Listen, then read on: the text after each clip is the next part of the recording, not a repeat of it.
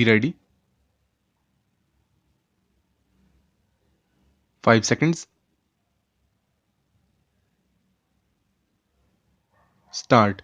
The House will remember that there was some talk at one stage of a Commonwealth citizenship.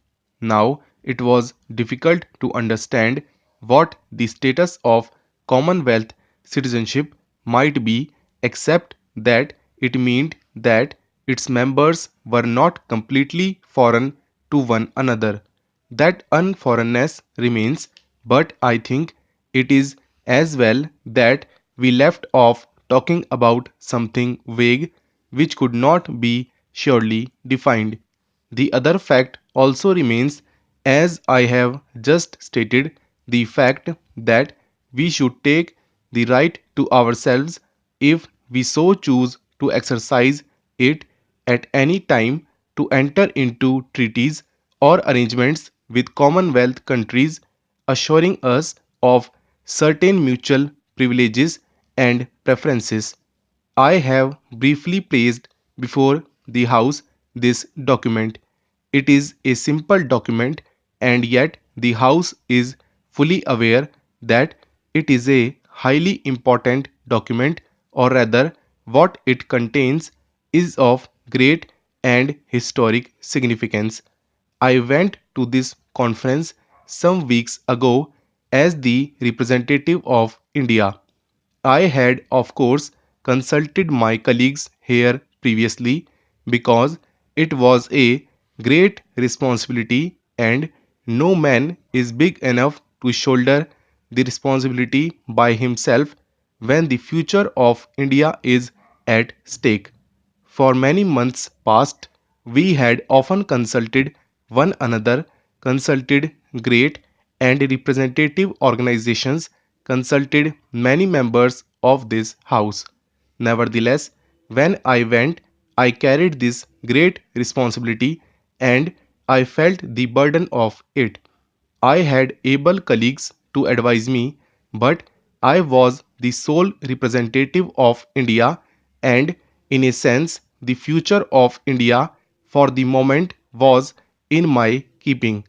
I was alone in that sense, and yet not quite alone, because as I travelled through the air and as I was there at the conference table, the ghosts of many yesterdays of my life surrounded me and brought up picture after picture before me, saints and guardians keeping watch over me, telling me perhaps not to trip and not to forget them. I remembered, as many members might remember, the day 19 years ago when we took a pledge for the first time on the bank of the river Ravi at the midnight hour on 26th January, and how we took that often repeated pledge year after year in spite of difficulty. And finally I remembered that day when, standing at this very place, I placed a resolution before this House. Let us not be led away by considering the situation in terms of events which are no longer here.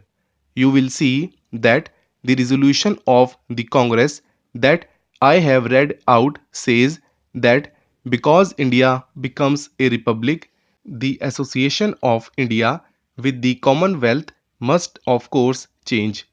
Further, it says that free association may continue subject only to our complete freedom being assured.